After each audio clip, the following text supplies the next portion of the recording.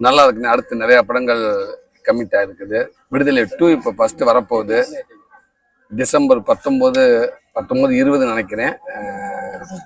விடுதலை பாகம் 2 வருது. கண்டிப்பா விடுதலை 1 எப்படி அவங்க எல்லாத்துக்கும் பிடிச்சிருந்துச்சு, அதே மாதிரி விடுதலை 2ம் உங்க எல்லாத்துக்கும் ரொம்ப பிடிக்கும்னு நம்புறேன். ரொம்ப ரொம்ப நல்லா இருக்குங்க. நீங்க எல்லாம் பாட்டு கேட்டிருப்பீங்கன்னு நினைக்கிறேன். ஆமா.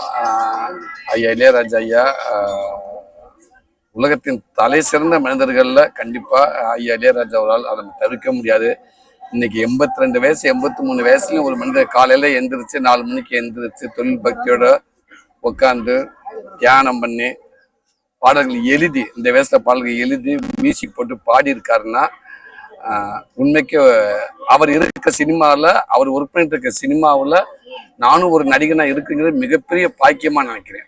உண்மைக்கு இன்னைக்கு அவர் இருக்க இந்த காலகட்டத்தில் நம்மளால இருக்கிறது ஒரு பெரிய பாக்கியமா நினைக்கிறேன்.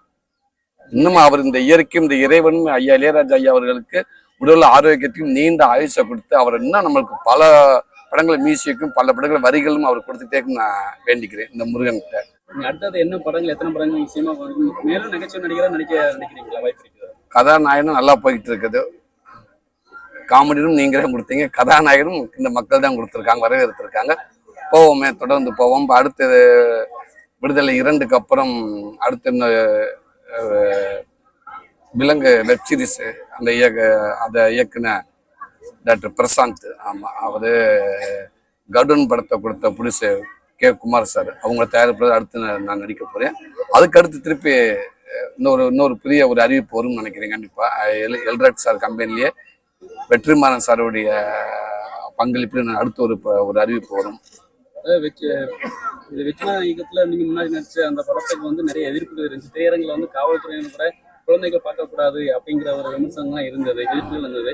அது பாகம் 2க்கும் வந்து இல்லையா அது விமர்சனம் நீங்க பார்த்துருப்பீங்க. குழந்தைகளை ஏன் உள்ள விடலை அப்படின்ட்டு நிறைய எல்லா பேரும் அதை கேட்டிருந்தாங்க. குழந்தையோட அங்கே பார்த்துருப்போம் அப்படின்றது.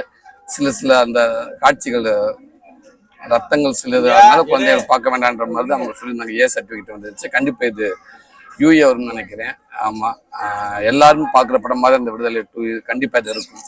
ஆமா, இதுவும் கங்குவா படத்துக்கான எதிர்மறை விமர்சனம் எப்படி பாக்குறீங்க? ஜோதியா கூட சொல்லியிருக்காங்க, இந்த விமர்சனங்கள் வந்து முதல் காட்சி வெளியாக முன்னாடி இந்த விமர்சனங்கள் வந்து திட்டமிட்டு இருக்கு அப்படின்னு சொல்லிட்டு. எதனால இந்த விமர்சனங்கள் வந்து வைக்கப்படுகிறது? இல்ல, படம் நல்லா இருக்குங்க. நான் ஒரு எளிய ரசிகனா சொல்றேன். எனக்கு படம் ரொம்ப பிடிச்சிருக்கு. என் குடும்பத்தோட போய் பார்த்தேன். நான் என் குழந்தைகளுக்கு படம் ரொம்ப பிடிச்சிருக்குது. நீங்க நெகட்டிவா ஒரு 4-5 பேர் பேசுறாங்கன்றக்கா நம்ம அதை நம்ம மனசுல வைக்க வேண்டாம். நிறைய பேர் பாசிட்டிவா சொல்றாங்களே, எல்லாரும் படம் பார்த்துக்கணும்னு சொல்றாங்க. தமிழ் சினிமாவை அடுத்த கட்டத்துக்கு எடுத்து போறதுக்கு முயற்சி பண்ணியிருக்காங்க. அந்த எண்ணத்துக்கும் அந்த முயற்சிக்கும் நான் உண்மைக்கு நான் தலை வணங்குறேன். நம்ம எல்லாரும் பாராட்டக்கூடிய விஷயம். இவ்வளவு பேர் உழைப்பு போட்டிருக்காங்க இல்லையா, அதை நீங்க படம் பார்த்துருப்பீங்கன்னு நினைக்கிறேன். கடின உழைப்பு போட்டிருக்காங்க. ஒரு 2 வருஷத்துக்கு மேல அவ்வளவு பேருக்கு வேலை கொடுத்துருக்காங்க. பல கோடி கடனை வாங்கி படம் எடுக்கிற தயாரிப்பாளர் வந்து யாரும் வந்து தான் படம் தோக்கணும்னு படம் எடுக்க போறது கிடையாது. இவ்வளவு இத்தனை வருஷம் ஒர்க் பண்ணிட்டு ஒரு நடிகர் யாரும் வந்து நான் அந்த படம் தோக்கணும் அப்படின்னு நினைச்சு யாரும் நடிக்க போறது கிடையாது, உழைப்பப்பட போறது கிடையாது.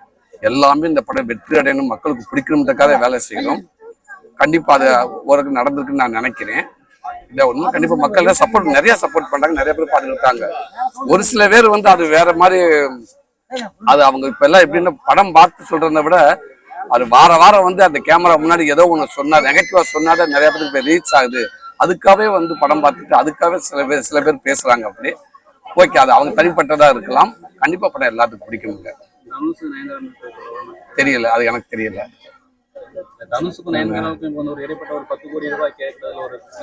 தெரியலங்க, அதை நான் கவனிக்கல. அப்படியே இருந்தது அவங்களுக்குள்ள இருக்காத விஷயங்கள். கண்டிப்பா அது ஐயா முருகனை பார்க்க வந்திருக்கேன். திருச்செந்தூர் முருகனை போன வருஷம் வந்து இந்த வருஷமும் வந்திருக்கேன். நான் வந்து கண்டிப்பா ஐயாவோட ஆசீர்வாதத்தை வாங்கிட்டு போகலான்னு